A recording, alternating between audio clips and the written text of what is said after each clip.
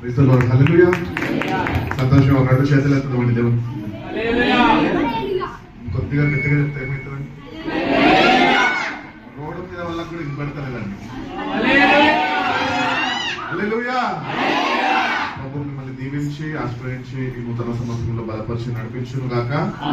NR gospel church తరఫు నుంచి, సంఘం తరఫు నుంచి, న్యూ ఇయర్ సెలబ్రేషన్స్ తరఫున విషెస్ తెలియజేస్తున్నాము. మీ గురించి, మీ ప్రార్థన అవసరతల గురించి దేవుడు మా హృదయాల్లో ఉంచిన భారాన్ని బట్టి మేము ప్రతినిత్యము సంఘంలో అడుగు పెడుతున్న ప్రతి ఒక్కరూ వ్యక్తిగతంగా, కుటుంబపరంగా దేవుల్లో ఎదగాలని, దేవుల్లో భద్రపరచబడాలని, దేవుల్లో కాపుదల పొందుకుంటూ వాళ్ళు ఆత్మీయ స్థితిలో వాళ్ళు వర్ధిల్లే వారుగా ఉండాలని, దేవునికి సమీపస్తులుగా జీవించే వారుగా ఉండాలని ప్రతినిత్యము మాకు ఒకటే పని, ప్రార్థన చేసుకుంటాం. మాకు ఇంట్లో అనేక పనులు ఉంటాయి, అవన్నీ చేసుకుంటూనే మళ్ళీ ఇది కూడా ఒక బాధ్యతగా మేము తీసుకొని, ఎందుకంటే ఒకరోజు దేవునికి లెక్క అప్పచెప్పే వారమై ఉన్నాము కాబట్టి మీ అందరి గురించి ప్రతిదినము ప్రార్థన చేస్తున్నాం. కాబట్టి దేవుడు నమ్మదగిన వాడు. గత సంవత్సరం అంతా మనం కాచి కాపాడాడు. ఎన్నో ఇరుకులు, ఎన్నో ఇబ్బందులు, ఎన్నో ఆపదల నుంచి, మరణ భయాల నుంచి దేవుడు మనందరినీ తన బలమైన రెక్కల నీడ కింద ఆయన భద్రపరిచి ఈ నూతన సంవత్సరంలో మొదటి కొద్ది నిమిషాలు ఆరాధనలో దేవుని స్తుతిస్తూ, దేవుని మాటలు కొన్ని విని, పోయిన సంవత్సరము ప్రార్థనలో ఉన్నవారు ప్రార్థనలో ఉన్నారు, లోకంలో ఉన్నవారు లోకంలో ఉన్నారు. నేను దేవుని ఇచ్చిన గొప్ప భాగ్యము, ధన్యత నా జీవితంలో ఏంటంటే, నేను చిన్నప్పుడు పుట్టినప్పటి నుంచి నేటి వరకు కూడా ప్రతి 31st నైట్ నేను ప్రార్థనలో గడిపే గొప్ప భాగ్యాన్ని దేవుడు నాకు ఇచ్చాడు. కాబట్టి మా పేరెంట్స్ కూడా ఎప్పుడన్నా ఫ్రెండ్స్ తో బయటకు వెళ్ళాలన్నా, స్కూల్లో కాలేజ్లో ఉన్నప్పుడు ఫస్ట్ ప్రార్థన అయిపోయినాక మీరు ఎక్కడికైనా వెళ్ళి ప్రార్థనకు ఉండాల్సిందే. ఎందుకంటే ఈ న్యూ ఇయర్ ని మనం ప్రారంభిస్తుంటే ఒకటి గుర్తించాలి, మనం ఈ సంవత్సరం మొత్తం ఒకటి గుర్తించాలి. ఏంటంటే ఈ న్యూ ఇయర్ మనం ఎట్లా ప్రారంభించాము? ప్రార్థనలో, స్తుతి ఆరాధనలో ఉండి ప్రారంభించున్నాం. మరి ఈ సంవత్సరము ప్రార్థన, స్తుతి ఆరాధనతో మనము ప్రారంభించిన ఈ స్తుతి ఆరాధన ప్రార్థన నెక్స్ట్ ఇయర్ లోనికి ప్రవేశించేంత వరకు మనం దీన్ని ఏం చేయాలి? వ్యక్తిగతంగా కొనసాగిస్తూ ఉండాలి. ఎటువంటి పరిస్థితులు గుండా వెళ్తున్నప్పటికీ ప్రార్థన చేయడం మానద్దు, దేవుణ్ణి స్తుతించడము మానద్దు. కాబట్టి మరి ఒక్కసారి new year wishes NR gospel church తరపు నుంచి, మా కుటుంబం తరపు నుంచి, మా తల్లిదండ్రుల తరపు నుంచి మీ అందరికీ తెలియజేస్తున్నాము. ప్రభు మీ కుటుంబాన్ని ఈ నూతన సంవత్సరంలో దీవించి, ఆశ్రయించి, బలపరిచి, ఫలింపజేసి, విస్తరింపజేయును గాక. మంచిదండి.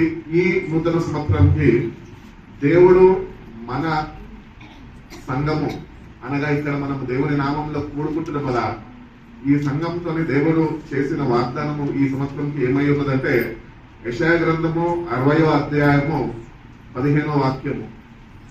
ఒకసారి అందరు తీయండి, బైబిల్ ఉన్న వారు అందరు తీయాలా. ఫోన్లో ఉన్న వాళ్ళు ఫోన్లో చూడండి, వాక్యమే చూడండి, వేరే చూడద్దు ఫోన్లో. యెషయా గ్రంథము 60వ అధ్యాయము 15వ వాక్యము నేను చదువుతున్నాను, దాని తర్వాత ప్రసన్న ఉన్నది ఇక్కడ తెలుగులో చదువుతుంది. All through you have been forsaken and hated, with no one travelling through, I will make you an everlasting pride and the joy of all generations. Hallelujah. తెలుగులో ఒకసారి చదువుతుంది, శుద్ధంగా విందామండి. వాక్యం చూడండి, వినండి, చదవండి. నిన్ను శాశ్వత శోభాతిశయముగాను బహుతరములకు సంతోష కారణముగాను చేసేదను. సంతోష కారణముగా చేసేదను. ఇదే యెహోవా ఇస్తున్న వాగ్దానము మన జీవితాల్లో. కాబట్టి ఇంతకాలము కూర్చో, థ్యాంక్ యూ. ఇంతకాలము దేవుడి దగ్గరకు వస్తున్నాము, భక్తి చేస్తున్నాము, భక్తి సాగరాలను మనం ముందుకి మనకి అనుగ్రహింపబడిన లక్షణంలో దీన్ని ఏం చేస్తున్నాం, కొనసాగిస్తున్నాం.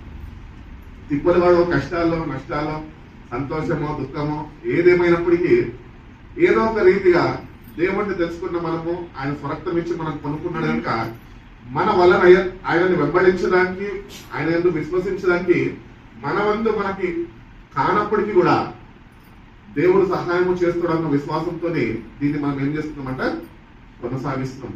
గత సంవత్సరం అంతట్లో తృణీకరింపబడ్డావేమో, వెలివేయబడ్డావేమో, అవమాన పాలు చేయబడ్డావేమో నీ జీవితంలో. కానీ దేవుడు అంటున్నాడు, నీతో ఎవ్వరు లేరు అని ఒక భయము, భీతి, బెంగ పెట్టుకొని గత 2024 సంవత్సరం అంతా నువ్వు గడిపి ఉన్నావేమో. కానీ ఈ నూతన సంవత్సరంలోకి వచ్చిన మనతోని దేవుడు నమ్మదగిన వాడు కనుక ఆయన చేస్తున్న వాగ్దానం ఏంటంటే నిన్ను అనేక తరముల వరకు నేను శోభాతిశయముగా నేను చేస్తాను.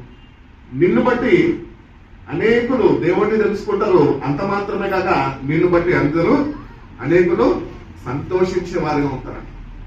ఈ రెండు మన జీవితాల్లో నెరవేర్పులోనికి రావాలి అంటే మనము ప్రభుని ఎప్పుడు విడిచిపెట్టదు.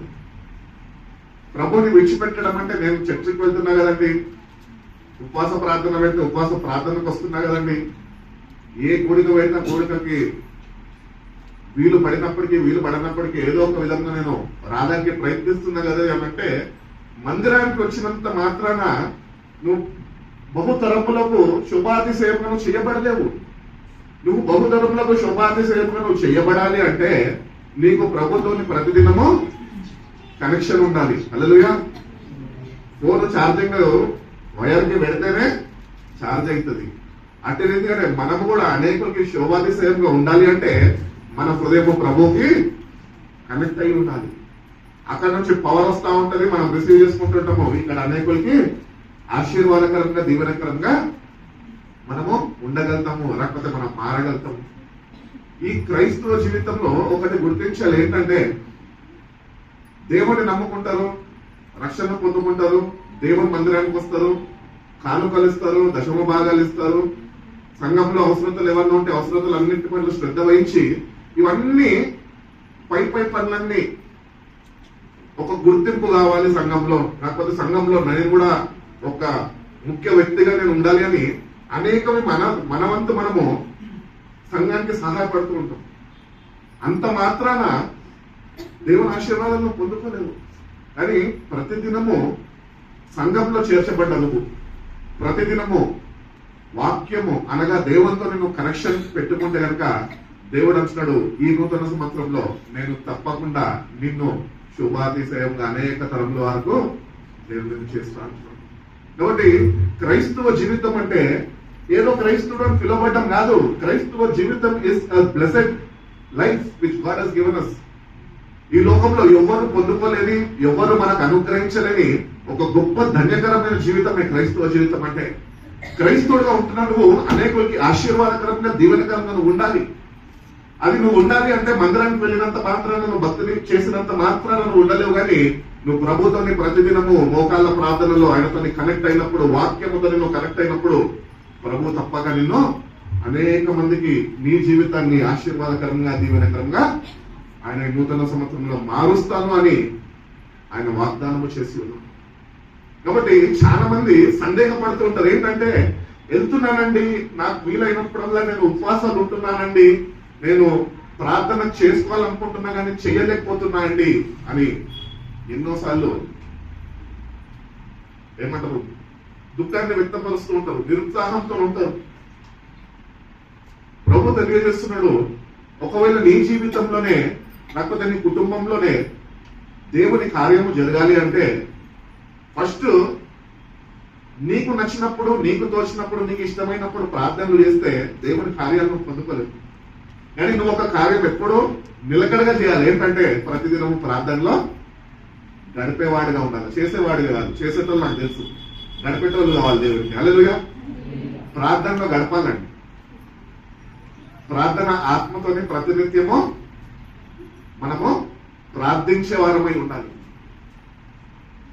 బైబిల్లో ప్రార్థన అనే అంశం తీసుకొని ఆ అంశాలని మనం ముందు పెట్టుకుంటే, ఒకరు నువ్వు నిజ క్రైస్తవులు అయితే ప్రార్థనకి సంబంధించిన ప్రతి ఒక్క వాక్యము లేకపోతే వాగ్దానము అవి కానీ నువ్వు ఎత్తిపట్టి ప్రార్థన చేస్తే ఈ 2025 లో ఈ 365 days నీకు సరిపో. అర్థమవుతుందా? కానీ అంత సమయం మనం ఇవ్వలేకపోతున్నాం దేవుని దగ్గర.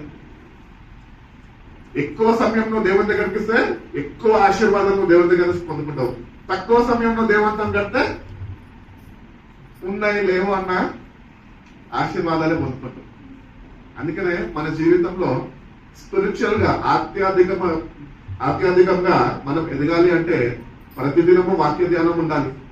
కొంతమంది న్యూ ఇయర్ రెజల్యూషన్స్ చేసుకుంటారు, అంటే నూతన సంవత్సరంలో కొత్త కొత్త తీర్మానాలు చేసుకుంటారు. ఏమని? ఈ 1 year లో బైబిల్ కంప్లీట్ చేయాలి. నువ్వు 1 year లో బైబిల్ కంప్లీట్ చేస్తే ఎంత, చేయకపోతే ఎంత, నీలో మార్పు లేనప్పుడు. అర్థమవుతుందా? కాబట్టి ఏదో చదివేయాలా, లేకపోతే ఎవరితోనో పోటీ పడాలా, లేకపోతే బైబిల్ మొత్తం నేను కూడా తెలిసేసుకోవాలని అదే పట్టుతో కొంతమంది చదువుతారు. ఎట్లా చదువుతారు తెలుసా చెప్తే?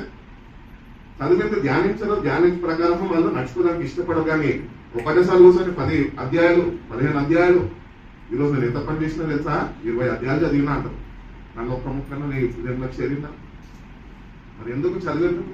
అందుకనే వాక్యము నిదానముగా, ప్రభువు నాతో మాట్లాడు, నా సమయాన్ని నేను నీ సన్నిధిలో నీతోని గడుపుతుండగా నీ వాక్యాన్ని నాకు బోధించు ప్రభువా. ఆ వాక్య ప్రకారం నేను ఎట్టి రీతిగా నడుచుకోవాలని నాకు నేర్పించు ప్రభువా.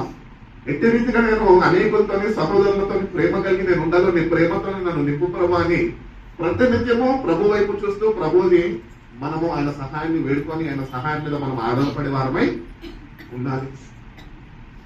కాబట్టి 2025 లో నీ జీవితము అనేకులకి ఆశీర్వాదకరంగా బ్లెస్సెడ్ లైఫ్ నీకు కావాలి అంటే కనుక దేవునికి ఇవ్వాల్సిన సమయం దేవునికి ఇచ్చేసి, కైసర్కి చెందింది కైసర్కి ఇచ్చేయమన్నాడు, దేవునికి చెందింది దేవునికి ఇవ్వమన్నాడు. దాని స్పిరిచువల్ మీనింగ్ ఏంటి అంటే, నువ్వు పని చేసుకో, నువ్వు సాఫ్ట్వేర్ ఉండొచ్చు, హార్డ్వేర్ ఉండొచ్చు, లేకపోతే నువ్వు ఒక IAS IPS పెద్ద ఆఫీసర్, ఒక మంచి అధికారి ఉండొచ్చు. దేవుడు నేను జ్ఞాపకం చేసుకున్నాడు, నేను ఒక ఉన్నత ఉద్యోగంలో ఆయన నేను ఉంచి ఉన్నాడు. ఉద్యోగంలో ఉన్నా అని చెప్పి నువ్వు సమయము దేవునికి ఇవ్వకుండా దేవునికి ఇవ్వాల్సిన సమయమే నువ్వు దొంగిలిస్తే, ఆయనకి ఇవ్వకపోతే దేవుడు ఆయన ఆశీర్వాదాలు ఎట్లా ఇవ్వగలవు? నువ్వు అనేకులకి ఆశీర్వాదకరంగా దీవెనకరంగా ఎట్లా మారబడతావు? అందుకనే ఫస్ట్ మనందరం ఒక నేర్చుకోవాలి. ఏంటి అంటే, how to invest hour time wisely in the presence of God. దేవుని సన్నిధిలో మన సమయంని సరైన రీతిలో సద్వినియోగపరుచుకునే వారమై ఉన్నప్పుడే మన జీవితాలు ఆశీర్వాదకరంగా దీవెనకరంగా దేవుడు మారుస్తారని తెలియజేస్తుంది.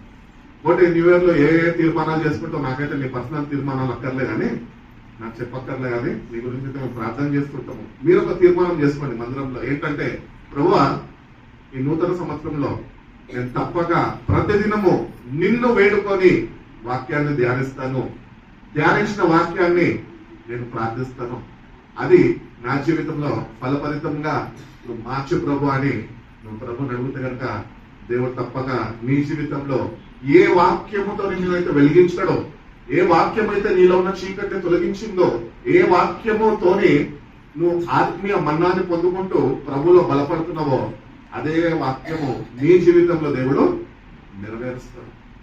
వాక్యాలు ఉన్నాయి, వాగ్దానాలు ఉన్నాయి అంటే సరిపోదు. వాక్యాలు హృదయం అనే పలకం మీద ఉండాలి. వాగ్దానాలు మనము ప్రార్థన చేస్తున్నప్పుడు ఎత్తి పడితే కనుక క్లెయిమ్ చేసుకోవాలి దేవుని దగ్గర నుంచి. లైఫ్ ఇన్సూరెన్స్ కడతారు, LIC కట్టుకుంటారు. 25 years వీడు బతుకుతాడో వస్తాడో ఇంటికి తెలియదు కానీ లైఫ్ ఇన్సూరెన్స్ ఉంటుంది. సడన్ గా మధ్యలో ఒకవేళ వ్యక్తి చనిపోయింది అనుకో, వాళ్ళ ఇంటి వాళ్ళు కానీ వాళ్ళ పిల్లలు కానీ ఏం చేస్తారు, పాలసీ క్లెయిమ్ చేస్తారండి. ఇది మా నాయన పేరు మీద మేము చేసాము, మా నాన్న చనిపోయినాడు, ఇప్పుడు ఆ పాలసీ మాకు రావాలి కాబట్టి అదేమంటారు నామినీ నా పేరు ఉంది కాబట్టి నేను వెళ్ళి ఆఫీస్ వాళ్ళని సంప్రదించి ఆఫీస్ వాళ్ళకి ఇవ్వాల్సిన డాక్యుమెంటేషన్స్ కాగితాలన్నీ వాళ్ళకి నేను సమర్పించినప్పుడు వాళ్ళు ఏం చేస్తారంటే మొత్తం వెరిఫికేషన్ చేసి వాళ్ళు ఏం చేస్తారంటే ఎస్ మీ డాడీకి ఇంత రావాల్సి ఉంది, ఇంత కట్టారు, ఇంత ప్లస్ అయింది, ఇంత వచ్చింది, 5 లక్షల నుంచి 12 లక్షలు అయింది, 12 లక్షల నుంచి 20 లక్షలు అయింది, 25 ఇయర్స్ మెచ్యూరిటీ అయిపోయింది కాబట్టి ఈ పాలసీని మేము క్లోజ్ చేయడానికి మాకు అవకాశం ఉన్నది అని ఆ పాలసీని నువ్వు క్లెయిమ్ చేసుకొని మీ నాన్న పేరు మీద ఏదైతే ఆ ధనాన్ని నువ్వు కూడబెట్టి ఉన్నావో అది నీకు నీ అవసరతలకి అది వాడుకునే దానిగా అది ఉంటుంటుంది. అట్టి రీతిగానే మన జీవితాల్లో కూడా దేవుడు మనకి వాగ్దానాలు ఇచ్చి ఉన్నాడు, వాక్యం ఇచ్చి ఉన్నాడు. చదివేసి విడిచిపెట్టేసే వాళ్ళకంగా మనం ఉండద్దు, కానీ ఈ వాక్యము ఈ వాగ్దానాల్ని మనము ఆయన సన్నిధిలో ప్రతినిత్యము క్లెయిమ్ చేస్తాం. డబ్బులైతే క్లెయిమ్ చేస్తాం, వాక్యంని క్లెయిమ్ చేయలేం. మనం వాక్యంని నువ్వు క్లెయిమ్ చేయాలి అంటే దేవుని మీద దేవునితో నీకంటే ప్రేమ అనురాగాలు ఉన్నప్పుడే దేవుణ్ణి ప్రేమించేవాడుగా ఉండాలి. అందుకనే ప్రభు సువార్తల్లో అంటాడు, మొట్టమొదటిగా నా నీతిని రాజ్యాన్ని మీరు వెతకండి, దాని తర్వాత సమస్తము ఏ ఏ పాలసీస్ ఉన్నాయి వరల్డ్ అన్ని పాలసీస్ మనకే ఇస్తున్నాయి. వద్దు అనుకుంటే కూడా సమృద్ధితో నింపుతూ ఉంటాడు. ఈ అనుభవం ఉందా ఎవరికైనా? నేను అనుకుంటూ ఉంటాను, ప్రభా ఒకప్పుడు ఎటువంటి జీవితం అంటే అయ్యా ప్రభా ఒక్క రూపాయి లేదు ప్రభా, ఉంటే డబ్బులు బాగుండేది ప్రభా, డబ్బులు ఎవరిని అడగాల, దొంగతనంకి ప్రేరేపింపబడుతున్నా, ఏం చేయాలి ప్రభా, దొంగతనాలు చేసిన అలవాటు అయిపోయింది కానీ ఇప్పుడు దొంగతనం చేయని కూడా ధనం లేదు, ఇప్పుడు ఏం చేయాలా? ప్రభుని ఒకటి అడిగిన, ప్రభు ఈ ధనము మీద నా మనసు నిల్వనీయకుండా అది నన్ను ప్రభావితం చేయకుండా ఈ ధనాన్ని అసహించుకునే మనసు నాకు ఈ ప్రభు అంతే. ఎప్పుడైతే మా నాన్న ఎప్పుడు ఒకటి చెప్పేటోడు, ధనము ఎంత ఉన్నా దాన్ని జాగ్రత్తగా వాడుకోవాలి, జాగ్రత్తగా కాపాడుకోవాలి. అంత మాత్రమే కాక ఏ ధనం అయితే మీ దగ్గర ఉన్నదో అది ఎప్పుడు మీ కాళ్ళ కిందనే ఉండాలి, మీ మీదకి రావద్దు. కానీ మన డబ్బు ఎక్కడ ఉంటుందండి? రోజు ఉంటుంది, వచ్చేసింది ఆల్రెడీ జీవితంలోకి. ఇంకా ఆడవారికి అయితే నగలు పెద్ద పెద్ద వేసుకుంటారు, ఎన్నో లక్షలు, మేము ఇన్ని లక్షలు పెట్టి ఉన్నామండి, అన్ని లక్షలు పెట్టి ఉన్నాం. ఈ ధనము ఏం చేస్తుందంటే దేవుని సన్నిధి, దేవుని మీద ప్రేమని కోల్పోతుంది, కోల్పోతావు, దేవుని ప్రేమను కోల్పోతావు, ధనాపేక్షకి గురైపోతావు. ధనము ఎప్పుడైతే మనిషిని వెంబడిస్తుందో అది వాడిని పీక్కొని తినేంత వరకు, వాడిని అప్పులు పాలు చేసి నాశనము చేసేంత వరకు అది నేను విడిచిపెట్టదు. నువ్వు అనుకుంటావు అమ్మో నాకు వద్దులే అని, లేదు నువ్వు వద్దనుకున్నా అదేమంటా తెలుసా, నువ్వు నాకు కావాలంట. మన ప్రేమ అనురాగాలు ఎట్లంటే దాన్ని నువ్వు విలువవు, అది నిన్ను. కాబట్టి న్యూ ఇయర్ లో ఎందుకు ఈ మాటలు చెప్తున్నాను అంటే దేవుడు నమ్మదగిన వాడు, నిన్ను ప్రేమించాడు, నన్ను ప్రేమించాడు, మనందరినీ ప్రేమించాడు. నశించుచున్న మనని ఆయన వెతికి రక్షించుకోవడానికి ఆయన భూమిపైకి వచ్చాడు. అంత మాత్రమే కాక ఆయన పరలోక రాజ్యంలో ఏదైతే ఆశీర్వాదాలు, దీవెనలు, మన కొరకు ఏవైతే ధనము దేవుడు దాచి ఉంచాడో ప్రతి ఒక్కటి ఆయన మనకి ఇవ్వాలని ఆశపడుతున్నాడు. కాబట్టి న్యూ ఇయర్ లో మనం ఇవన్నీ క్లెయిమ్ చేసుకోవాలి ఆయన సన్నిధిలో. టైం పెట్టుకో. పేరెంట్స్ తల్లులు ఉన్నారు కదా, స్కూల్కి పంపించే పిల్లలు కూడా ఉన్నారు కదా, మీకు ఏం చేస్తారు? వాళ్ళకి టైం టేబుల్ పెట్టుకోరు, లేకపోతే మాట వింటారా? టైం టేబుల్ పెట్టుకుంటారు. మేము టైం టేబుల్ మెయింటైన్ చేసేటోళ్ళం చదివేటప్పుడు. ఏంది షోకి మాత్రమే కానీ దాన్ని పాటించు. టైం టేబుల్ ఉందా అంటే ఉంది, కానీ అది ప్రకారం మనము నడుచుకోవాలి. అట్టి రీతిగానే మన ఆధ్యాత్మికమైన జీవితం కూడా ఉంటుంది. ప్రతిదినం ప్రార్థన చేద్దాం అనుకుంటాం, మనం చెయ్యం. మనకి నచ్చినప్పుడు, మన కష్టం వచ్చినప్పుడు, మనకు అవసరం వచ్చినప్పుడు దేవుడితోనే ప్రార్థన చేస్తాం. అట్టి రీతిగా కాదు, టైం టేబుల్ చేంజ్ చేసుకో. ప్రతిదినం ప్రార్థనకు సమయం పెట్టి, ఆ సమయంలో ఎన్ని పనులున్నా ఆ సమయంకి ముందు 1 గంట, ఆ సమయానికి తర్వాత 1 గంట సిద్ధపడి, ప్రభా 1 గంట నేను ప్రార్థనలో గడపబోతున్నాను, ఈ గంట సేపు ప్రభా ఈ లోకపరమైన వాటిని ఏమి నన్ను డిస్టర్బ్ చేయకుండా నా మనసు, నా తలంపు, నా ఆలోచన కేవలము నీ మీదనే, నీ మాటల మీదనే, ఆ ప్రకారం నేను నడుచుకునే వాడిగానే ప్రభా నేను ఉండాలి అని నువ్వు కానీ న్యూ ఇయర్ లో ఒక తీర్మానం చేసుకుంటే కనుక బహుతరంలోకి శుభాతిశయంగా నీ జీవితాన్ని దేవుడు చేయబోతున్నాడు. కాబట్టి దేవుని యందు విశ్వసించు, ప్రతి ఒక్క వాగ్దానాన్ని ఆయన సన్నిధిలో వేచి ఉండి మోకరించు. ప్రార్థన అంటే ఏదో ఆచారం కాదండి. ప్రభుత్వం మాట్లాడడం, ప్రభు నీతో మాట్లాడడం, ఆయన దగ్గర ఉన్న సమృద్ధిలో నుంచి అన్నిటి చేత నువ్వు ప్రార్థనలో గడిపినప్పుడు ఆయన నిన్ను తృప్తిపరుస్తావు. అమ్మయ్యా నాకు చాలు ఇంకా అన్న సంతోషం మనలో ఉండాలి. కానీ మనలో అది ఉండదే. ఎప్పుడు చూసినా కావాలి, ప్రభు దగ్గర నుంచి రావాలి, మనకేమో కావాలి. ఇదే మన జీవితం. అందుకనే ఇటు లోకపరంగా ఆధ్యాత్మికంగా రెండు పరాలుగా వాళ్ళు ఎదగలేదు. అందుకని ఎదగాలి. పౌలు చక్కటి మాటలు తెలియజేస్తుంది. ప్రియుడా, నువ్వు అన్నింటిలో వర్ధిల్లుచున్నట్లు నీ ఆత్మలో కూడా నువ్వు వర్ధిల్లాలి. నువ్వు ఎంత సంపాదించి ఎంత జ్ఞానము కలిగి ఉండి ఎన్ని గంటలు ఆఫీస్ లో కూర్చొని నువ్వు ₹1,00,000 కాకపోతే 5 లక్షల ల్యాప్టాప్ పెట్టుకొని పని చేసినా కూడా నీకు ఆత్మీయ ఎదుగుదల లేకపోతే కనుక నువ్వు పోయేది నిత్య నాశనానికి మాత్రమే. స్పిరిచువల్ గ్రోత్ అనేది ప్రతి ఒక్కరికి కావాలి. ఈ న్యూ ఇయర్ లో ఒకటి పెట్టుకోండి, ఏంటంటే నిన్ను నువ్వు ప్రతిదినము ఎగ్జామిన్ చేసుకో. ఏమనంటే, how is my spiritual life today? నా ఆత్మీయ పోరాటము, ఆత్మీయ జీవితము, ఆత్మీయ ఈ యాత్ర ఎట్టి రీతిగా నేను కొనసాగిస్తున్నా? నూతన పరచబడుతున్నానా? వాక్యంతో నింపబడుతున్నానా? ఆ వాక్యంలో ఉన్న సంతోషము, ఆనందము, ప్రభువే వాక్యమై ఉన్నాడు, ఆయన నాలో ఉన్నాడే, ఇంకా ఆయన నాకు ఉన్నప్పుడు నాకు ఈ లోకంలో ఏమి వద్దే అన్న తృప్తి నీకున్నదా? తృప్తి లేని జీవితాలు ఎవరుకుంటే తెలుసా? ప్రభువు ఎవరైతే హృదయంలో అయితే వాడు ఆయన ఉండడో వాడి జీవితంలో తృప్తి అనేది ఎప్పుడు ఉండదు. కోటేశ్వరిని చూసి కోట్లు పెట్టుకొని ఇల్లు పెద్ద బంగ్లా కట్టుకున్నా కూడా కొన్ని కోట్లు పెట్టి వాడికి లోపల ఏముండదు, తృప్తి ఉండదు. ఇంకా కావాలి. ఆల్రెడీ వాడు పట్టబడ్డాడు, దేంతో? ధనము అనే వృక్షలో పట్టబడ్డాడు. బయటకు రాలేడు. ఇంకా వాడు చచ్చిపోయేది వాడి ధనంతో ఒక రోజు వాడు చచ్చిపోతాడు. వాడింట్లో అయితే నాశనం అయిపోతాడో ధనం కూడా ఒక రోజు అట్లనే నాశనం అయిపోతుంది. ఈ ధనం ఏం చేస్తుంది అంటే మనిషిని నాశనం చేసేస్తుంది. మనీ మేక్స్ మెనీ థింగ్స్ అని చెప్తారు, విన్నారా? ఫ్రెండ్స్ ని తీసుకొస్తుంది, గర్ల్ ఫ్రెండ్స్ ని మెయింటైన్ చేపిస్తుంది, ఏమి ఎంత ఇష్టం వచ్చినట్టు ఆడిపిస్తుంది. ఒకరోజు నీ జోబులు ఖాళీ అయినాక నేను చూసి నవ్వుతా ఉంటుంది. మంచిగా అయిందా, మంచిగా అయిందా, అన్ని అలవాటు చేసుకున్నావు, ఇప్పుడు అన్ని అయిపోయినాయి, ఇప్పుడు ఏం చేస్తావు నేను చూస్తాను ఎగతాళి చేస్తూ ఉంటాను. అందుకనే ఈ న్యూ ఇయర్ లో ఈ ఎర్త్లీ బ్లెస్సింగ్స్ మాత్రమే కాదు, కానీ మనకి స్పిరిచువల్ బ్లెస్సింగ్స్ కూడా దేవుని దగ్గర నుంచి కావాలి, పొందుకోవాలి అని దేవుడు కోరుకుంటున్నాడు. కాబట్టి దేవుడి సుపత్రం చేసిన వాగ్దానం ప్రకారము బహుతరముల వరకు నిన్ను ఆశీర్వాదకరంగా శుభాశీర్వముగా నిన్ను బట్టి అనేకులు ఆనందించే వారుగా ఆయన చేస్తా అని, సంతోషించే వారుగా ఆయన చేస్తా అని ఆయన మనతో వాగ్దానం చేశారు. బైబిల్లో నేను ఒక 2 వ్యక్తుల్ని చూపించి వాక్యాన్ని ముగించేస్తాను. ఈ 2 వ్యక్తుల్లో మొట్టమొదటి వ్యక్తి ఎవరైనా చెప్పగలుగుతారా? ఈ వాగ్దానంకి సంబంధించిన మొట్టమొదటి వ్యక్తి బైబిల్లో యవనస్తుడు యోసేపు. హల్లెలూయా. యోసేపు కుటుంబంలో ఉన్నాడు, అన్నతమ్ముల మధ్యలో ఉన్నాడు. అన్న వాళ్ళ మీద ద్వేషాన్ని పెట్టుకొని ఒక కుట్ర వాళ్ళందరూ కలిసి ఆ యోసేపుని ఐగుప్తులకి అమ్మి వేస్తారు. ఎందుకు యోసేపు గురించి నేను గుర్తు చేస్తున్నా అంటే, యోసేపు ఒక నిల్కడ మనస్సు కలిగిన వాడు. ఏంటంటే, ఏది ఏమైనప్పటికీ నా దేవుడు నాతో ఉన్నాడు.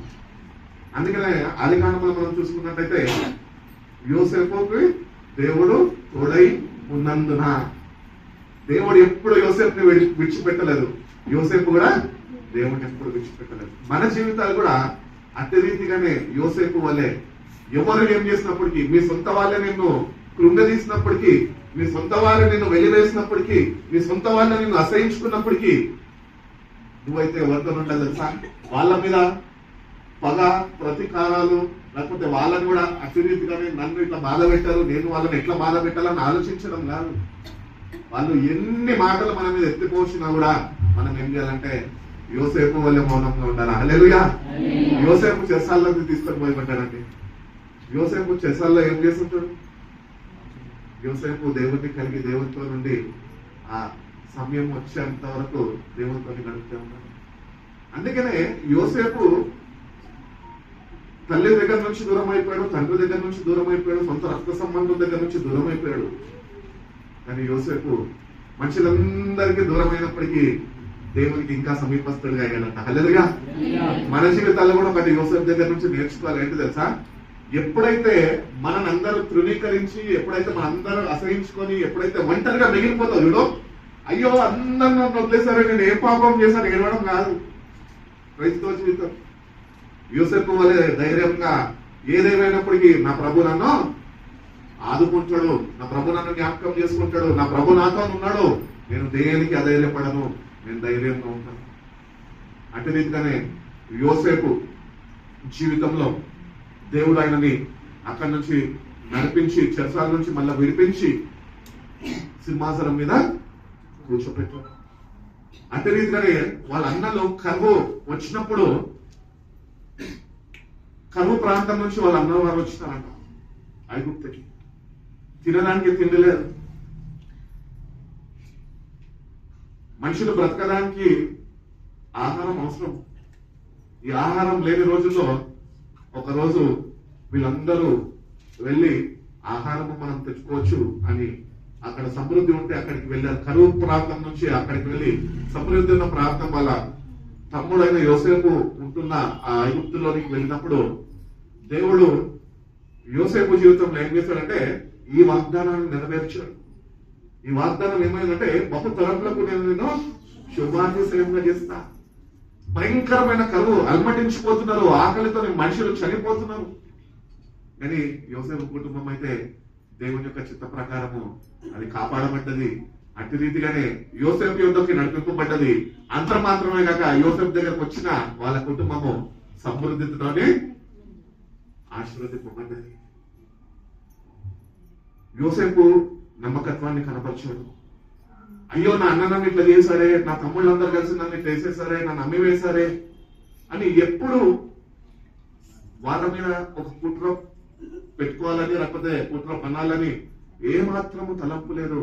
యోసేపు ఒకటంటే దేవుడికి తెలుసు సమస్తం. హల్లెలూయా. నన్ను ఇక్కడ ఉంచాడంటే అది దేవుని చిత్తమే. ఎందుకంటే నేను ఎక్కడ ఉన్నప్పటికీ నా దేవుడు నాతోనే ఉంటాడు. అట్టి సాక్ష్యం మనం కూడా పొందుకోవాలండి. యోసేపుకు దేవుడు తోడై ఉన్నట్లు దేవుడు ఈ నూతన సంవత్సరం మనకు కూడా తోడుగా ఉండాలి. అట్టి రీతిగా మన సహవాసం మనము కలిగి జీవించాలి. ఆయనతోని దేవుణ్ణి ప్రేమించేవారు ఏం చేస్తారు? ఆయన ఆజ్ఞలను గైకొని ఆ ప్రకారము నడుచుకుంటారు. కాబట్టి నువ్వు దేవుణ్ణి ప్రేమిస్తున్నా, లేకపోతే పక్కన ఉన్న వీధిలో ఉన్న స్త్రీని ప్రేమిస్తున్నా, లేకపోతే అక్కడ ఉన్న ఓడన్న పోరగాడు ఉంటే వాడిని ప్రేమిస్తున్నా, ఈ లోకంలో నువ్వు దేన్ని ప్రేమించిన వర్ధిల్లో, కానీ నువ్వు ప్రభుని ప్రేమిస్తే మాత్రమే నువ్వు వర్ధిల్లగలుగుతావు. ఇటు లోకపరంగా వర్ధిల్లగలుగుతావు, అటు స్పిరిచువల్ లైఫ్ లో కూడా నువ్వు బ్లెస్ చేయబడగలవు. కాబట్టి యోసేపు మౌనంని పాటించాడు. కుటుంబానికి ఆశీర్వాదకరంగా, దీవెనకరంగా, సమృద్ధితోనే దేవుడు యోసేపు ద్వారా తన కుటుంబాన్ని కాపాడుకున్నాడు. అదే రీతిగానే యోసేపు ఆ చెరసాలలో ఉన్నప్పుడు ఆయన ఏం బాధపడలేదు, కానీ నా ప్రభు నాతో ఉన్నాడు, నన్ను తప్పక ఒక రోజు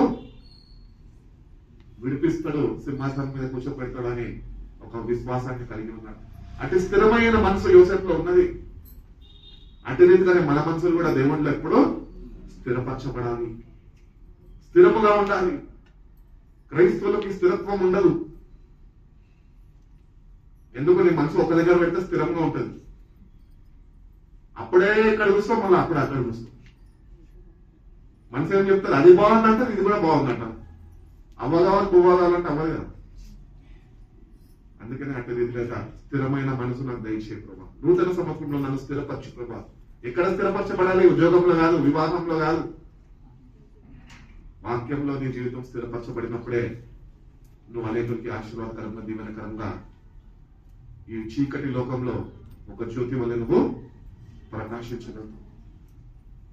ఈ నూతన సంవత్సరంలో దేవుని ఒకటి అడగండి, ఏంటంటే ప్రభా నేను నీ కొరకు ఈ లోకంలో నేను వెలిగి ఉంటాను ప్రభా.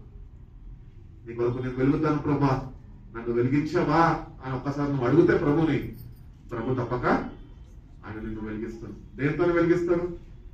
వాక్యం అనే వెలుగుతోనే వెలిగిస్తాడు. అంత మాత్రమే కాక పరిశుద్ధాత్మతోనే నింపుదల అనుగ్రహిస్తాడు. ఎప్పుడైతే నింపుదలని ఉంటుందో మంట ఇంకా ఎక్కువగా మండుతూ ఉంటుంది. హల్లెలూయా. అర్థమవుతుందా? దీపంలో నూనె అయిపోయినప్పుడు మంట చిన్నగా అయిపోతుంది.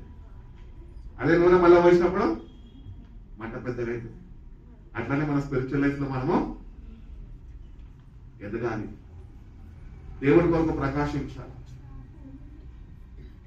పుట్టి నువ్వు క్రైస్తవుడివి, రక్షణ పొందుకున్నావని నీ కుటుంబం ఒక్కటి తెలుసుకుంది అనుకుంటే సరిపోదు. నీ ద్వారా నీ కుటుంబము, మీ తల్లి తరపున వాళ్ళు, మీ తల్లి తరపున వాళ్ళు, మీ చుట్టాలు, మీ రక్త సంబంధులు ఎంతమంది అయితే ఉన్నారో అందరూ నీలో ఉన్న వెలుగు ప్రకాశించినప్పుడు వాళ్ళు కూడా వెలిగింపబడతారు. ఈరోజు నువ్వు కేవలం వెలిగింపబడ్డావని ప్రకాశింపబడకపోతే, we are not only to be a light, but we have to make our light shine.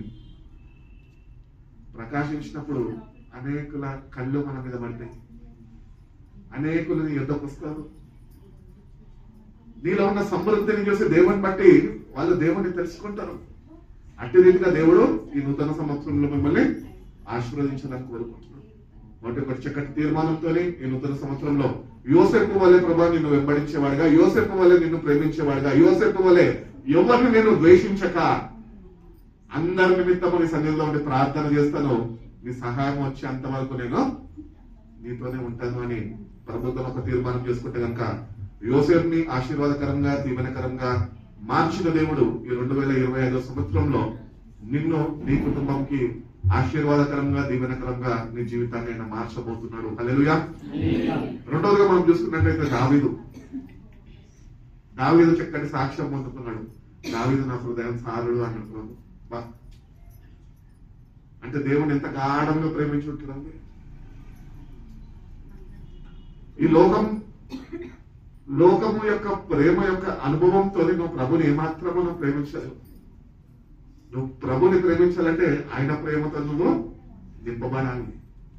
అందుకని దావీదు గొర్రెలు కాచుకుంటూ అరణ్యంలో ఉన్నప్పుడు గొర్రెల్ని కాచుకుంటున్న చిన్న ఆ యవ్వన ప్రాయంలోనే దేవుని స్తుతిస్తూ ఉన్నాడంట. ఎవరు చెప్పారు దావీదుకి దేవుని స్తుతించమని?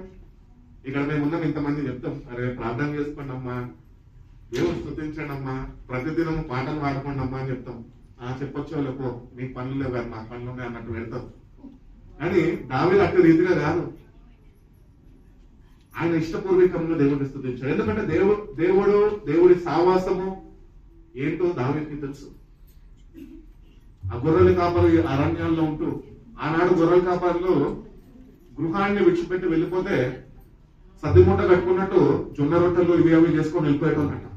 ఎందుకంటే ఈ మందనంతటిని తీసుకుపోయి ఎత్తైన కొండల మీద చక్కటి ఆహారము వాటికి మేయడానికి తీసుకుని వెళ్ళిపోతే వాళ్ళు మళ్ళీ ఇంటికి తిరిగి వచ్చేటప్పటికి దాదాపు దగ్గర 3.5-4 నెలలు పట్టేదంట. అంటే 4 నెలలు ఇంటికి విడిచిపెట్టాడు. తండ్రి యొక్క మంద ఏదైతే ఉందే దాన్ని కావలి కాచుకుంటూ వాటికి చక్కటి ఆహారము అందించాలని ఇంటిని విడిచిపెట్టి దూరంగా వెళ్ళిపోయాడు. కానీ యోసేపు ఎక్కడ భయపడాలి, దావీదు ఎక్కడ భయపడలేదు. ఏంటి తెలుసా? అందరిని విడిచిపెడితే నేను ప్రభుకి ఇంకా సమీపంగా ఉంటాను. గొర్రెలన్నిటితోనే ప్రభుని స్తుతించుకుంటూ అట్లా ఇంట్లో వచ్చేసాను. అదే రీతిగానే ఆ గొర్రెల కాపరైన దావీదుని తీసుకొని ఇశ్రాయేలు యొక్క సింహాసనం మీద కూర్చోబెట్టాడు. శాశ్వత కాలము ఇది నిలిచి ఉండే సింహాసనం ఇది, దీన్ని ఎవ్వరూ కదల్చబడలేదు. అట్టి రీతిగా దావీదు వలె నువ్వు దేవుణ్ణి ప్రేమించాలి. దేవుణ్ణి ప్రేమించే విషయంలో రాజీ పడద్దు, కాంప్రమైజ్ కావద్దు, నిర్లక్ష్యము చేయొద్దు. పాట పాడతావు, దావీదు వలె నాట్యం ఆడతాను, కానీ ఒక్కడు నాట్యం ఆడాడు. నాకు అదే అర్థం కాదు. వీళ్ళు వాక్యం చదువుతారు, అట్లనే ఒక్కరు వాక్య ప్రకారము నడుచుకో. కాబట్టి మన వ్యక్తిగత జీవితాల్లో కొన్ని మార్పులు కావాలి అని నాకు తెలుసు, నీకు కూడా తెలుసు. మరి మార్చుకుంటే ఏమైంది? ఏం పోదు, దేవుని ఆశీర్వాదం వస్తుంది. హల్లెలూయా. కొన్ని మార్చుకుందామండి. నూతన సంవత్సరంలో కొన్ని అలవాట్లు, పద్ధతులు, మాట తీరు, ప్రేమ మనసు కలిగి ఎప్పుడు చూసినా నీలో నీ కుటుంబం కానీ నీ స్నేహితులు కానీ ఎవరైనా కానీ దేవుని యొక్క మనసుని నీలో వాళ్ళు చూడాలని ఆశపడతారు. కానీ మనమే వాళ్ళలాగా దెయ్యపు మనసుని కలిగి ఉన్నామనుకో, రాని అంత తెలుస్తా. ఏందే ఏమన్నావు అన్నే అంటావా? అబ్బో, న్యూ ఇయర్ లోనే కొత్తగా ప్రారంభమైన గొడవ న్యూ ఇయర్ అంతమయ్యే వరకు ఆగదన్నమాట. సంవత్సరం అంతా పోట్లాడుతూ మళ్ళీ ఆ రోజు సిగ్గు లేకుండా మందిరానికి వచ్చి హ్యాపీ న్యూ ఇయర్ చెప్పుకుంటాం. మళ్ళా యథావిధిగా ద్వేషాలు, కక్షలు, కోపాలు, కోపతాపాలు, మనస్మంతలు అన్ని లోపల పెట్టుకుంటాం. ఇంటి రీతిగా కాదండి, దేవుని ప్రేమతో నింపబడాలి. నీ ప్రేమతో నన్ను నింపు ప్రభా. నీ ప్రేమ నా జీవితం ద్వారా నుంచి అనేకులకి నేను చాటి చెప్పే బిడ్డగా నీ ప్రేమతో నన్ను నింపు. శాశ్వత ప్రేమతోనే మనం నన్ను ప్రేమిస్తున్నాం. కాబట్టి దావీదు ఇశ్రాయేలుకి రాజుగా దేవుడు ఆయనని అనేకులకి సంగమనగా దేవుని శరీరము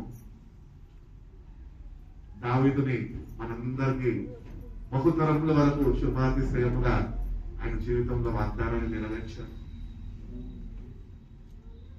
యోసేపు జీవితంలో నమ్మకమైన దేవుడు అని రుజువుపరుచుకున్నాడు. కిందకి రాగానే రెండో వ్యక్తి దావీదు జీవితంలో కూడా I will make you blessing to అనే మెనీ నేషన్స్ డేవిడ్ తో చెప్పినాడు. అట్టి రీతిగానే ఈ రోజు మనము ఈ తరంలో ఉంటున్న మనకి కూడా మనకి దావీదు ఆశీర్వాదం. హల్లెలూయా. దావీదు చిగురు నుంచే లోకరక్షకుడైన యేసుక్రీస్తు ప్రభువారు నిన్ను నన్ను ప్రేమించి దావీదు చిగురు నుంచి ఆయన చిగురించి నా పాపాల నిమిత్తము మన కొరకు బలియాగంగా ఆయన ఈ భూమిపైకి వచ్చి తన ప్రాణాన్ని అర్పించి మన ప్రతి ఒక్క పాప దోష శాపాన్ని ఆయన తుడిచివేసేస్తాడు. మన నీతిమంతులుగా ఆయన రక్త ప్రోక్షణ ద్వారా తీర్చిదిద్దేశాడు. అందుకని నీతిమంతులంట విశ్వాసం మూలంగానే వాళ్ళు జీవిస్తారంట. దేవుని యొక్క సంపూర్ణ విశ్వాసం వాళ్ళకు ఉంటుంది. యోసేపుకున్నది, దావీదుకున్నది. మరి ఈ రోజు నీ సంగతి ఏంటి? నీ సంగతి ఏంటి? ఈ రోజు ఏ విశ్వాసం ఉంటున్నది నీకు? ప్రభు అంటున్నాడు ఆవగింత విశ్వాసం ఉంటే చాలు. అది కూడా లేదే. మరి ఇంకెందుకు విశ్వాసం పిలువడుతున్నావు? విశ్వాసంతో ఎందుకు కలిసి దేవుడిని ఆరాధిస్తూ? నీ దేవుడు ఎవరో నీకు తెలియాలి. ఫస్ట్ నీ దేవుడు నువ్వు తెలుసుకో. సర్వ సమృద్ధి కలిగిన వాడిన. కాబట్టి ఈ న్యూ ఇయర్ లో కొద్దిగా కొన్ని మార్పులు మనం చేసుకొని వాక్యంలో ఎదగలిగితే, ప్రార్థనలో గడపగలిగితే దేవుడు నీ జీవితాన్ని కూడా వాగ్దాన ప్రకారము ఆయనని నిన్ను బట్టి అనేకులు ఆనందించే వారిగా ఆయన నీ జీవితంలో కలుగుతున్న కార్యము జరిగించాలనుకుంటున్నాం. అదేవిధంగా మూడోది మనం చూసుకున్నట్లయితే యేసుక్రీస్తు ప్రభువు యోహాను రాసిన పత్రిక యోహాను రాసిన సువార్త 1వ అధ్యాయం 11వ వాక్యం ఏమన్నా చూడండి ఒకసారి. ఆయన తన స్వకీయుల యొద్దకు వచ్చెను, ఆయన స్వకీయులు ఆయనని అంగీకరింపలేదు. ఎంత బాధండి. ఇప్పుడు నేనే ఉంటా. అంటే నాకు ఒకడు ఉన్నాడు ఫ్రెండ్ హైదరాబాద్ లో, ఫిలిప్ అని పేరు.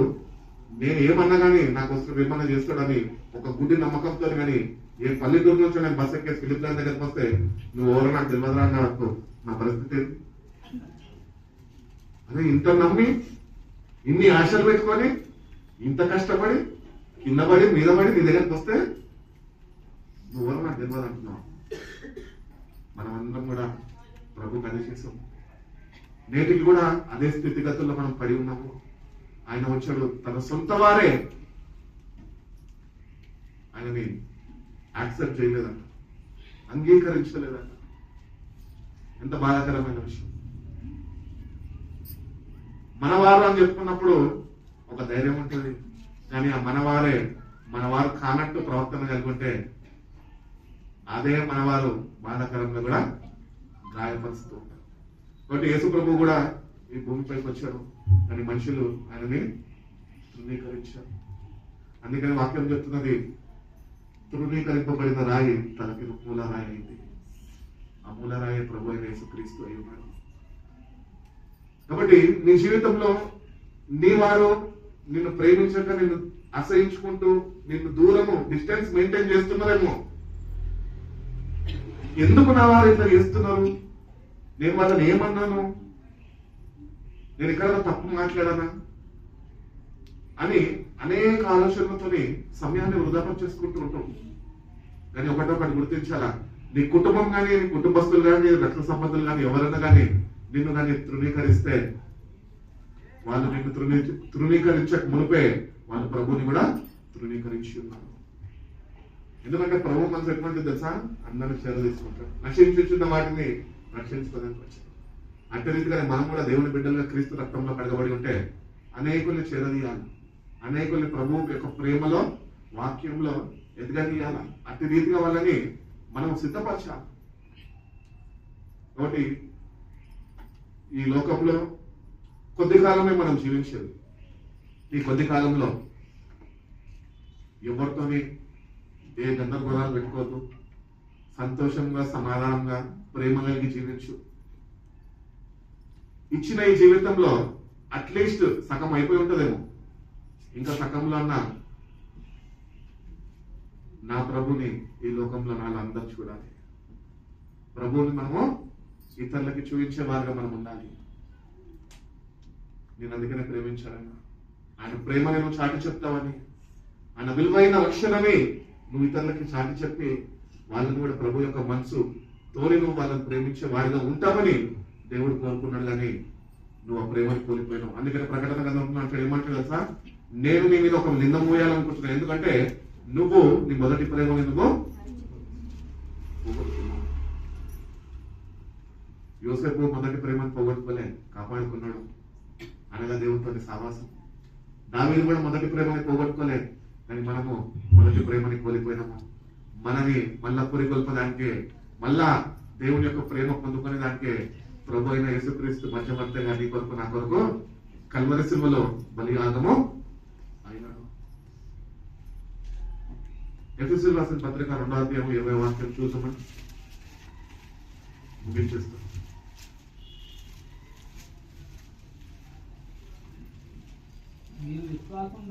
మీరు విశ్వాసము ద్వారా కృపచేతనే రక్షింపబడి ఉన్నారు. కృపచేతనే రక్షింపబడి ఉన్నారు. ఇది మీ వలన కలిగినది కాదు, ఇది మీ వలన కలిగినది కాదు, దేవుని వరమే. దేవుని వరమే.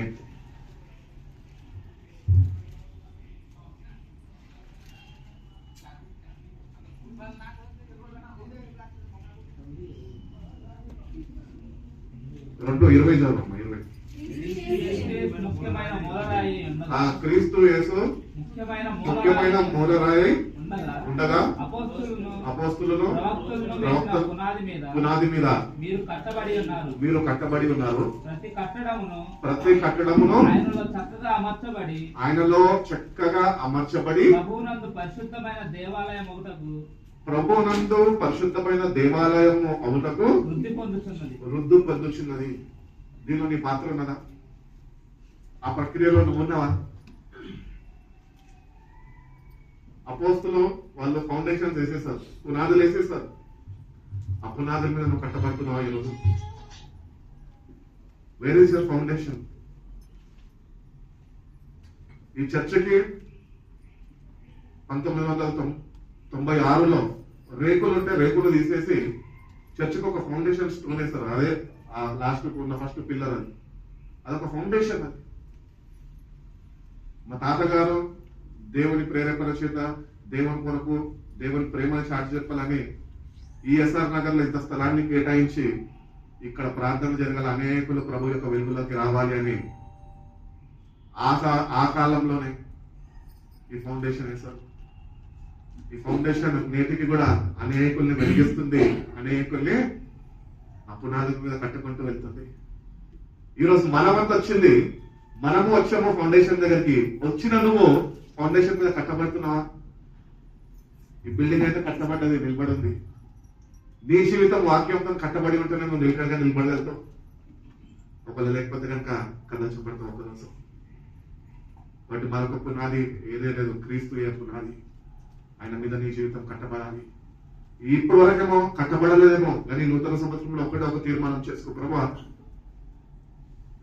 పునాదులు వేయబడి ఉన్నాయి, నేను పునాదుల మీద కట్టబడే కృపను నాకు దయచేయి ప్రభా. నా జీవితాన్ని నువ్వు కట్టు ప్రభా. ఈ నూతన సంవత్సరంలో నీ యందు స్థిరమైన విశ్వాసము, నిర్గమైన ప్రార్థన జీవితము, నీతోని ఏమంటారు ఎడబాపు లేని సావాసము నాకు అనుగ్రహించు ప్రభా. నేను కూడా కట్టబడతా, నేను కూడా స్థిరపరచబడతా. నేను నీ కొరకు ప్రత్యక్షమయ్యే దినాన నీ కొరకు నేను పరిశుద్ధ సంఘముగా నన్ను నేను వాక్యంతో అలంకరించుకుంటా ప్రభా అని నువ్వు ప్రభువుని అడిగితే కనుక ఈ నూతన సంవత్సరంలో వేయబడిన పునాదుల మీదనే దేవుడు నీ జీవితాన్ని వాక్యము చేత ఆయన కట్టబోతున్నాడు. నమ్మిన వారి దేవుని స్తోత్రం చెప్తాం. హల్లెలూయా. కాబట్టి వాక్యాన్ని చదవండి, వాక్యాన్ని ప్రేమించండి. ఆ ప్రకారం నడుచుకోలేకపోతున్నావా ప్రభుని అడగండి. ప్రభువా, చదువుతున్నా, జీవించాలనుకుంటున్నా, కానీ జీవించలేకపోతున్నా, నీ సహాయం, నీ శక్తి నాకు కావాలి ప్రభువా అని నువ్వు ప్రభుని అడిగితే ప్రభు తప్పక అని నిన్ను విడిచిపెట్టే దేవుడా. తల్లి అయినా నిన్ను మర్చిదేమో కానీ నేను నిన్ను మరవను అన్నాడు. నువ్వు ఆసక్తిని కనపరుస్తూ ఈ నూతన సంవత్సరంలో ప్రభుత్వాన్ని కానీ కట్టబడాలి, ప్రభు కొరకు కట్టబడాలి, పరిశుద్ధ సంఘముగా ఆయన కొరకు నువ్వు తీర్చిదిద్దబడాలి అంటే కనుక ఈ చెప్పిన మాటలు ఎప్పుడు మర్చిపోద్దు, ప్రయాసపడు. అందుకని పౌలు అంటాడు, ప్రభునందుని ప్రయాస వ్యర్థము కాదు, తప్పక దాని ప్రతిఫలము దేవుడు నీకు ఇస్తాడు. వాటి స్పిరిచువల్ లైఫ్ ని డెవలప్ చేసుకోండి, అది పెంపొందించు ప్రభు. నాలో నన్ను బలపరచు, ప్రార్థన జీవితంలో బలపడాలా, వాక్యంలో బలపరచబడాలా. అనేకులకి వాక్యం చెప్తున్న మనము ఆ బలము కలిగి ఉండాలి. అప్పుడు మనలో ఉన్న ఈ వాక్యపు బలము ఇతరులని ప్రభావితం చేసి వాళ్ళని కూడా రక్షణలోకి నడిపించుకుంటుంది. ఒకటి న్యూ ఇయర్ సందర్భంగా దేవుడు అటువంటి కృప మీకు వ్యక్తిగత జీవితాల్లో, మీ కుటుంబంలో ఉంటున్న ప్రతి ఒక్క రక్షణ పొందుకున్న క్రైస్తవుడి యొక్క జీవితంలో ఈ వాక్యాన్ని ఆయన సమృద్ధిగా అనుగ్రహించి మిమ్మల్ని బహుదూరములకు ఆశీర్వాదకరంగా, శుభాతిశయంగా, నిన్ను బట్టి అనేకులు ఆనందించేవాడిగా నా ప్రభు మీ జీవితాల్లో ఆ కార్యం జరిగించును గాక. కళ్ళు మూసుకున్నాం, ప్రార్థన చేసుకున్నాం.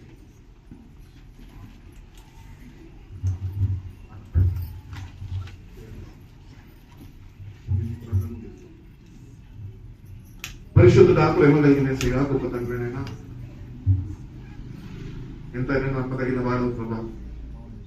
మేము నమ్మదగిన వారు కానప్పటికీనైనా మీరు మమ్మల్ని ప్రేమించి మమ్మల్ని సొత్తుగా చేర్చుకొని నీ నమ్మకత్వాన్ని ప్రభా మా పట్లనైనా ప్రతినిత్యము కనపరుస్తూ గత సంవత్సరం అంతనైనా మీరు మాకు కావలిగా ఉండి కాపాడుకుంటూ ఈ నూతన సంవత్సరంలోనికి నైనా అడుగుపెట్టే కృపను, భాగ్యాన్ని మాకు ఇచ్చిన విధానం బట్టి మీకు స్తోత్రాలు ప్రభా. అవును ప్రభా, గత సంవత్సరంలో వాక్యంలో ఎద్దలేకపోయానేమో, నిన్ను ప్రేమించలేకపోయాము, మనోనేత్రాలు ఇంకా వెలిగింపబడక ఇంకా చీకటి క్రియల్లోనే నేను ఉన్నానేమో ప్రభా. అయినప్పటికీ నేను నన్ను జ్ఞాపకం చేసుకొని కాపాడుకోని ప్రభా.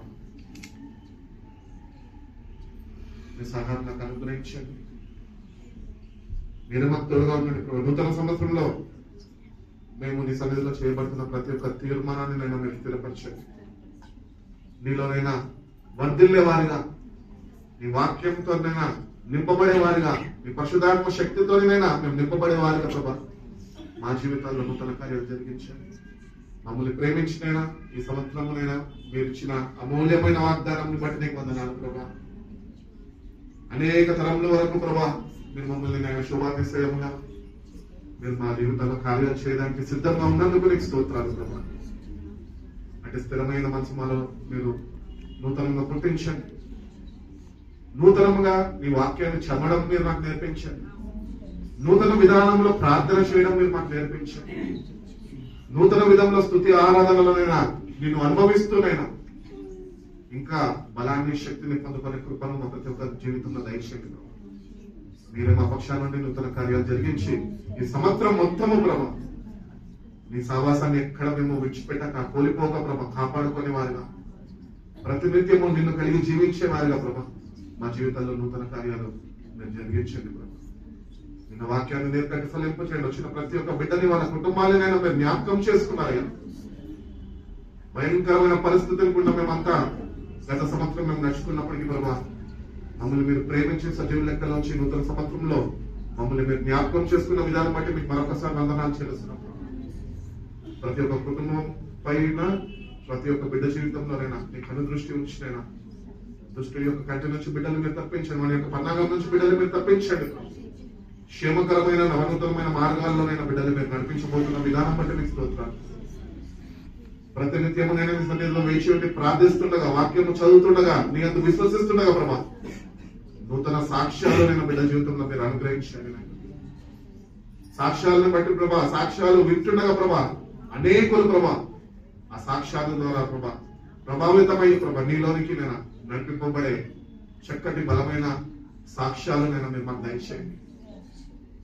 అనేకులకి నేను మేము సంతోషము తెచ్చేవారుగా ఆ సంతోషము నేను మాలో నిలిచి ఉండేవారిగా మీరు మీ సహాయం మాకు అనుగ్రహించి మా జీవితాల ద్వారా మీరే ఘనత మహిమ ప్రభావాలు పొందుకుంటున్నాం. మీ చేతులైతే బిడ్డల్ని మీరు ఆశీర్వదించండి.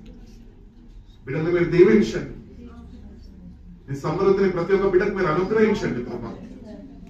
నిన్ను బట్టి ఆనందిస్తూ నీలో అతిశయిస్తూ ప్రభా నీ సావాసంలోనైనా ఇంకా బలపరచబడుతూ నీకు సమీపంగా జీవిస్తూ ఈ సంవత్సరం అంతా నేను బిడ్డలు నడుచుకునే కృపను ప్రతి ఒక్క బిడ్డకు మీరు దయచేసి నీ సంతోషము ముఖంలో ఎప్పుడు నిన్ను బట్టి ఆనందమైన బిడ్డలకి మీరు దయచేసి బిడ్డ జీవితం ద్వారా మీరే కనుక మేము ప్రభావం పొందుకుంటున్నామని యేసయ్య పరిశుద్ధ నామంలో ఈ ప్రార్థన అడిగి వేయముంచిన పరమ తండ్రి.